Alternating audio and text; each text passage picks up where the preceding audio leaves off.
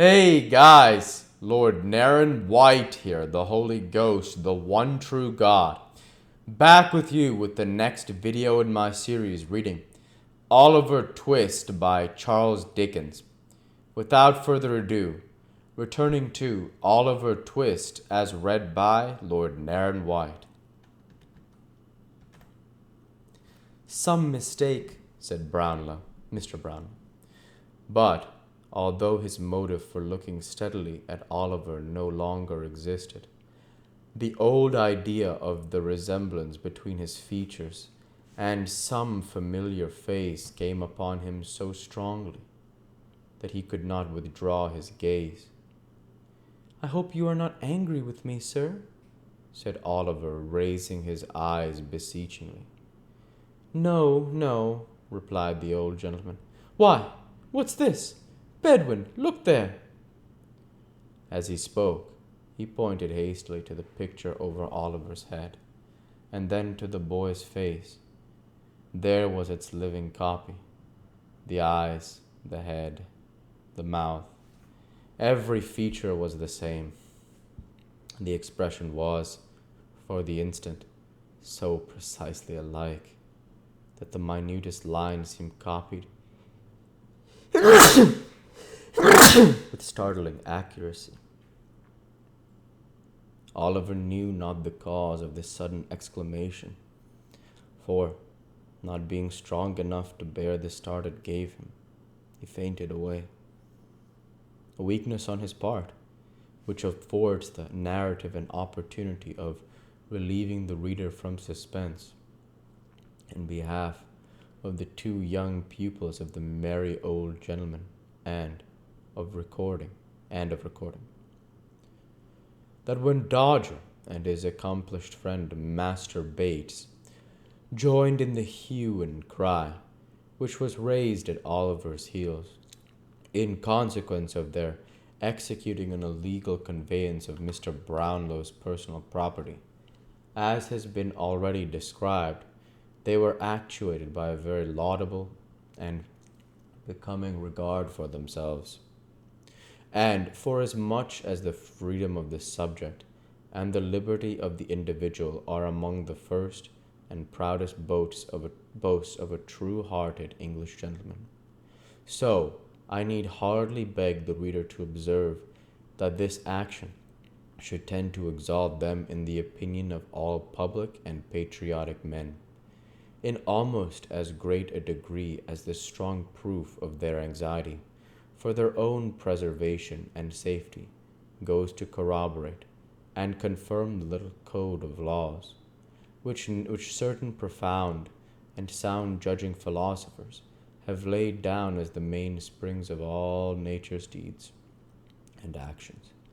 The said philosophers were wisely reducing the good lady's proceedings to matters of maxim and theory, and, by a very neat and pretty compliment to her exalted wisdom and understanding, putting entirely out of sight any considerations of heart, or generous impulse and feeling.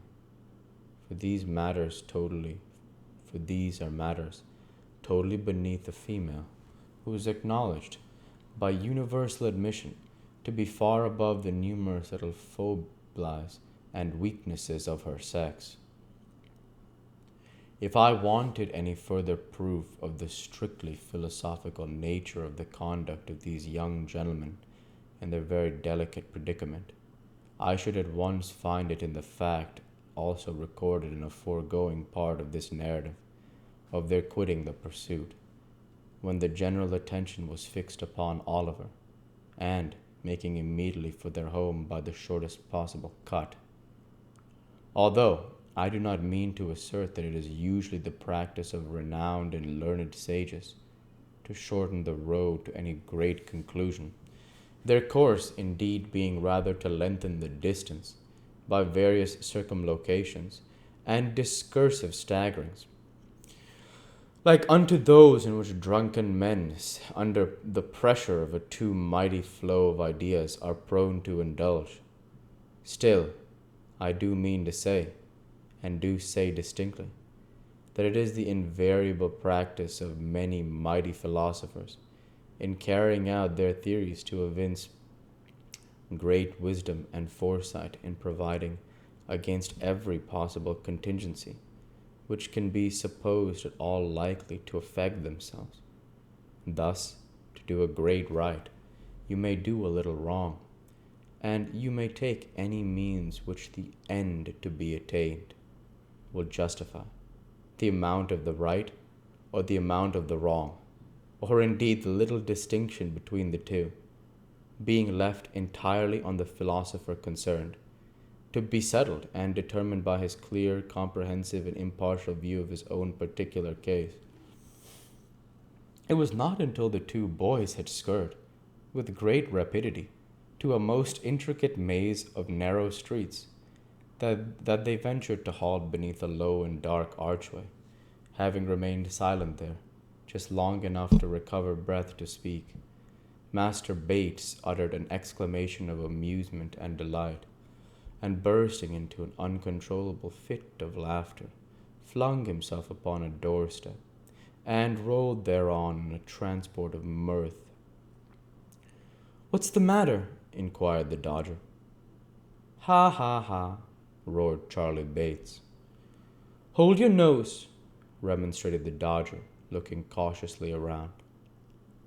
"Do you want to be grabbed, stupid?" "I can't help it," said Charlie. "I can't help it. To see him splitting away at that pace, and cutting round the corners, and knocking up again the posts, and starting on again, as if he was made of iron as well as them, and me with the wipe in my pocket, singing out arter him, oh my eye!" The vivid imagination of Master Bates presented the scene before him in too strong colors. As he arrived at this apostrophe, he again rolled upon the doorstep and laughed louder than before. "What'll Fagin say?" inquired the Dodger, taking advantage of the next interval of breathlessness on the part of his friend to propound the question. "What?"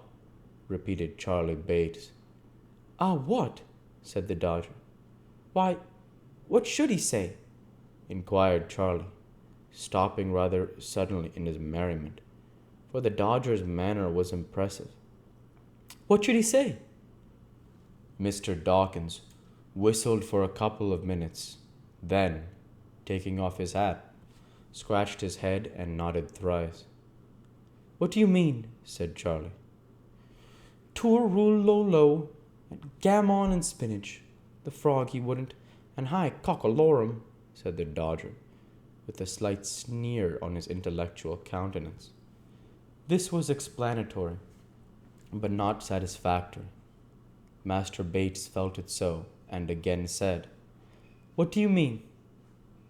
The Dodger made no reply, but putting his hat on again, and gathering the skirts of his long-tailed coat under his arm, thrust his tongue into his cheek, slapped the bridge of his nose some half-dozen times in a familiar but expressive manner, and turning on his heel and slunk down the court, Master Bates followed with a thoughtful countenance. The noise of footsteps on the creaking stairs, a few minutes after the occurrence of this conversation, roused the merry old gentleman as he sat over the fire with a saveloy and a small loaf in his hand, a pocket knife in his right, and a pewter pot on the trivet. There was a rascally smile on his white face as he turned round and looked sharply out from under his thick red eyebrows, bent his ear towards the door, and listened. "Why, how's this?" muttered the Jew, changing countenance. "Only two of 'em. Where's the third? They can't have got into trouble. Hark!" The footsteps approached nearer. They reached the landing. The door was slowly opened, and the Dodger and Charlie Bates entered them, closing it behind them. Chapter 13. Some new acquaintances are introduced to the intelligent reader, connected with whom various pleasant matters are related, appertaining to this history. "Where's Oliver?" said the Jew, rising with a menacing look. "Where's the boy?" And we'll go ahead and stop there for this week. As usual, I want to say thank you for watching, and I hope you enjoyed. Please like, comment, and subscribe, as it greatly helps the channel. Light be with you all. Take care, and thanks again.